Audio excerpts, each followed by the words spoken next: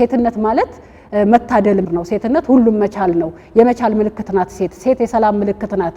ስለዚህ ከሴቶች አኳያ ስንወስድ ሴት ማለት ሌሎች የሚችሉትንም የምትችል በሌላ መንገድ ደግሞ ወንዶች የማይችሉትም ጭምር እንድትችል ከአምላክ መሰጠትን የተቸራት ገጸ በረከት መሆኗንም ተገንዝበን ሴቶች ዛሬ የተማሩ ሴቶች ብቻ ሳይሆኑ ከጀርባችን ሳይማሩ ያስተማሩን ሴቶችን መብትና ጥቅም ከማስከበር አኳያ እንድንደራጅ በህገ መንግስቱም የተደነገገልን አንቀጽ 31 የተገለጸልን ጉዳይ አለ።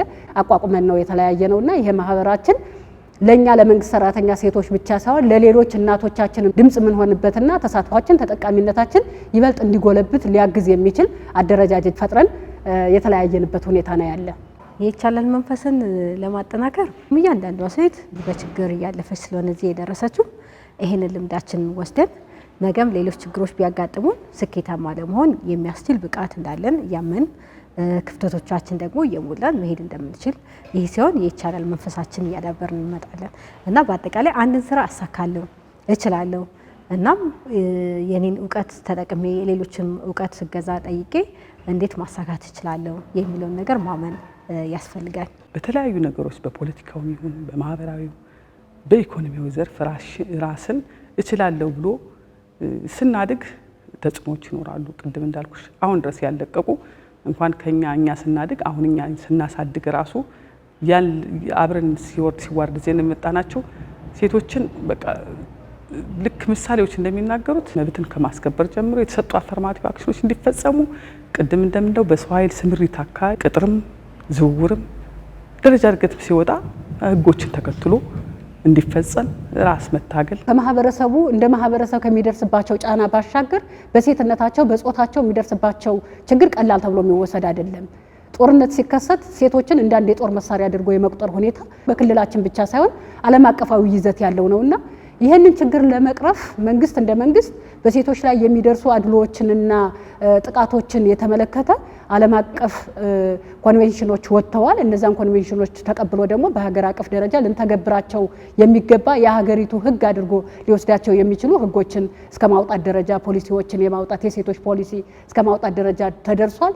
በአፈጻጸም ሂደቱ ግን አሁንም ያልተቀረፉ በርካታ ችግሮች አሉና ይህንን የአፈጻጸም ሂደት ልንቀርፈው የምንችለው በተባበረ ክንድ ነው። ሴቷ ራሷ በሴቶች ላይ እየደረሰ ስላለው ጉዳት ህመሙ ፔኑ ተሰምቷት ያንን በመከላከልና ምላሽ በመስጠት ደረጃ ራሳችን ሴቶች መስራት ይኖርብናል።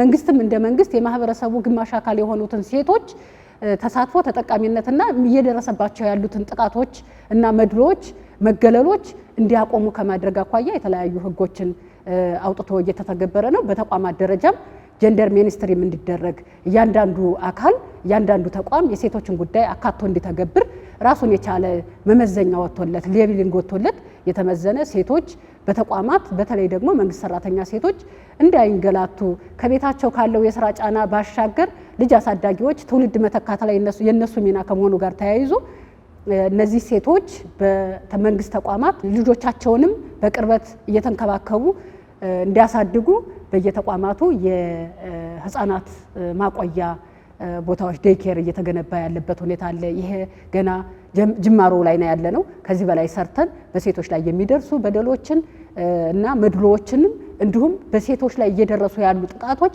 በተለይ ችግር ተፈጠረ ከተባለ እንደ ሀገር በሴቶች ላይ የሚደርሰው ጥቃት ቀላል ተብሎ የሚወሰድ አይደለም። ሴት ልጆች ህፃናት በቤተ ዘመድ የሚጠቁበት ሁኔታ አለ፣ የሚደፈሩበት ሁኔታ አለ። ይህንን ችግር ለመቅረፍ ደግሞ አንደኛው መፍትሄ ብለን ያሰብነው የወጡ ህጎች አሉ።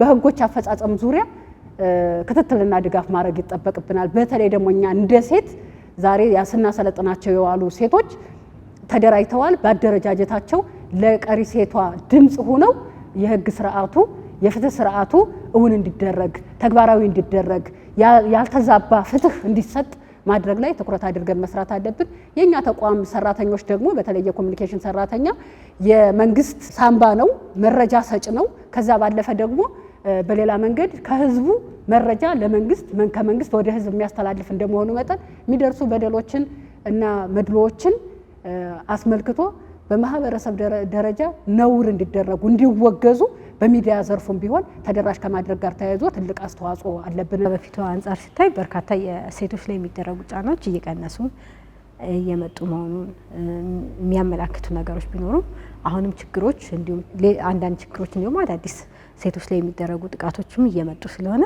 ይሄን አንደኛ ማህበረሰቡ ዘንድ ግንዛቤ መፍጠር፣ ተጠቂዎችን በበቂ ሁኔታ ከነበረባቸው ጉዳት እንዲወጡ ማቋቋም፣ በቂ የስነልቦና ድጋፍ ማድረግ፣ በሶስተኛ ደረጃ ደግሞ አጥፊዎቹ ተመጣጣኝ ቅጣት እንዲያገኙ ማድረግ፣ የህግ ክፍተቶችም ካሉ መርምሮ ህጉን ማሻሻል ቢቻል መልካም ነው ብዬ አስባለሁ። ስልጠናውን የወሰዱ ሰዎች ራሳችን ጨምሮ ተግባራዊ ካላደረግነው የሚወጡ ህጎች የሚወጡ ሰው ሰራሽ ህጎች ህገ መንግስቱም ይሁን ሌሎች በማህበረሰቡ ሁሉ ስለ ሴቶች ያሉ አመለካከቶች ሴቶች ጎልተው እንዳይወጡ የበኩላቸውን ለሀገራቸው ለክልላቸው ወይም ደግሞ ለማህበረሰቡ የራሳቸውን አቅምና አስተዋጽኦ እንዳያደርጉ የሚጎትቱ ነገሮችን ከራሳችን መጀመር አለብን። የህብረተሰባችን ግማሽ አካል የሆነውን ሴቶች መብቶች፣ ጥቅሞች ሊያሳጡ የሚችሉ አተገባበሮችን ነውር እንዲያደርጋቸው እንዲያወግዛቸው ለማህበረሰቡ በመረጃ ተደራሽ በማድረግ ደረጃ ሚናችን እንወጣለን ብዬ አስባለሁ። በአጠቃላይ በሀገር ግንባታ ሂደቱ ትልቅ አስተዋጽኦ ያላት በተለይ ደግሞ የስርዓተ ጾታ ሚና ተብለው ከተቀመጡት ዘር መተካት ላይ የተቀመጠው አጠቃላይ ስራዎች ማህበራዊ ሚና ላይ የተቀመጠው እንዲሁም ደግሞ የማምረት ሚናው ላይ የተቀመጠው ላይ ትልቅ ግምት አይሰጠውም እንጂ የሴቶቹ ሚና ጎላ ያለ ነው። ስለዚህ እነዚህን 50% በላይ የሚወክሉ ሴቶችን የሚደርሱ ጥቃቶችንና በደሎችን ዝም ብሎ መመልከት የሀገር ግንባታውንም ወደኋላ እንዲመለስ የሚያደርግ ተግባር ነውና ከዚህ ጋር ተያይዞ መሆን መቻል አለበት ብዬ የማስበው የሴቷ ጥቃት የኔም ነው ብለው ስለ ራሷ ብቻ መጮህ ሳይሆን አባቶችም ወንድሞችም ባሎችም ናቸው። እነዚህ አካላት ለልጆቻቸው ለሚስቶቻቸውና ለእህቶቻቸው አስፈላጊውን ድጋፍና እንክብካቤ ማድረግ መቻል አለባቸው። የሴቶችን ጥቃት ለመከላከል እንዲሁም የተዛባ የስርዓተ ጾታ ለማስተካከል የወንዶች ሚና ትልቅ ነው።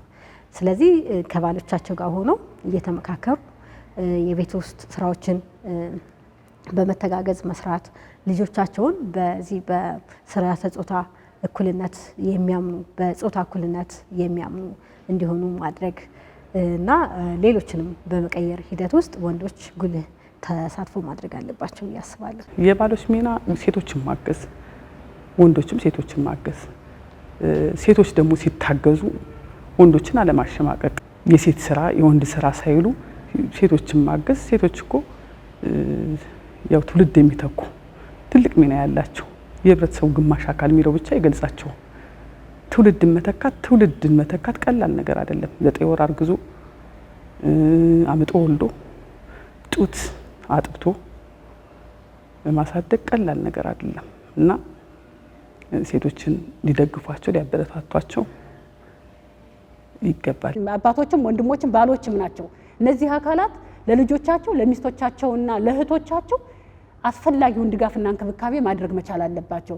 በየደረጃው ያሉ የሃይማኖት ተቋማት፣ በየደረጃው ያሉ የተቋም መሪ አመራሮች፣ በየደረጃው ያሉ መንግስት ሰራተኞች የሴቶችን ጥቃት ከመከላከል አኳያ ሴቷ የማህበረሰቡ ግማሽ አካል ብቻ ሳይሆን በሀገር ግንባታ ላይ ልታበረከት የሚችለውን አስተዋጽኦ ታሳቢ በማድረግ እነዚህን በህግ ደረጃ ሊወጡ የሚችሉ ፖሊሲዎችን በማውጣት የወጡ ፖሊሲዎችንና ህጎችን የህግ ማዕቀፎች ተግባራዊ እንዲደረጉ በማድረግ ደረጃ እንዲሁም ደግሞ ለምእመኑ ቅዱስ መጽሐፍቶቻችን ሊያስተምሩ የሚችሉ አስተምሮዎችን በማስተማርና ምእመኑን በመገሰጽ ደረጃ የሃይማኖት ተቋማት ሚናቸውን እንዲወጡ አደራ ለማለት ወዳለሁ። ሴቶች የሚያገኙት አጋጣሚ ሁሉ ራሳቸውን ማብቃት፣ ማስተማር እንዲሁም ልጆቻቸውን የሚያሳድጉበት መንገድ በደንብ ማየት፣ ከቤተሰቦቻቸው ጋር መመካከርና አጠቃላይ ማህበረሰቡ ዘንድ በሚደረገው ለውጥ ውስጥ የራሳቸውን ጉልህ ሚና በመጫወት ሴቶች ላይ የሚደርሰውን ጥቃት መከላከል ይችላሉ ብዬ አምናለሁ።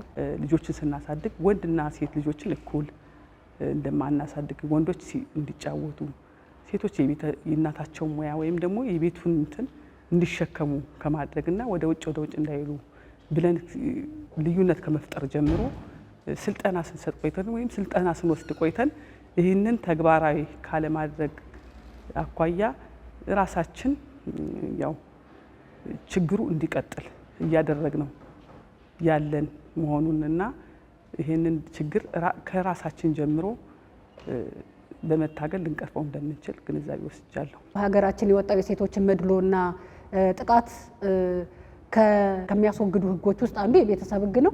ቀደም ያለው የቤተሰብ ህግ ምን ይል እንደነበረ በዝርዝር አይተናል። በአፈጻጸም ሂደቱ እየተፈጸመ ያለን ችግር ህጉ የፈጠረው ሳይሆን ህጉን እያስተገበሩ ያሉ ግለሰቦች የሚፈጽሙት ችግር ነው። ይህንን ተከታትሎ መረጃ እየሰጡ ዳኞች፣ አስተዳደር፣ ፍርድ ቤት ጭምር ቅጣት እስከ መቀጣትና እስከ ተጠያቂነት ሊያደርሱ የሚችሉ ስራዎች እየተሰሩ ያሉበት ሁኔታ አለ። ግን ይሄ ገና ጅማሮ ነው። ከዚህ በላይ መስራት ይጠበቅብናል። ብዙዎቹ አደባባይ ወጥተው የፍትህ ጉዳይን ተረድተው ፍትህ አገኛለሁ ብለው ወደ ፍትህ አካሉ የመጡት ናቸው። ይህንን ችግር ገጠማቸው እያልን ያለ ነው። ገና ወደ ፍትህ ያልመጡ ሴቶች በርካታ በደሎች፣ ችግሮች ያሉባቸው ሴቶች አሉና እኛ አሁን የፍትህ አካሉን ወክዬ ሳይሆን እየተነጋገርኩ ያለሁት እንደ ኮሚኒኬተር ያሉ መረጃዎችን በማህበረሰቡ ደረጃ እነዚህ የህብረተሰባችን ግማሽ አካል የሆነውን ሴቶች መብቶች፣ ጥቅሞች ሊያሳጡ የሚችሉ አተገባበሮችን ነውር እንዲያደርጋቸው እንዲያወግዛቸው ለማህበረሰቡ በመረጃ ተደራሽ በማድረግ ደረጃ ሚናችን እንወጣለን ብዬ አስባለሁ።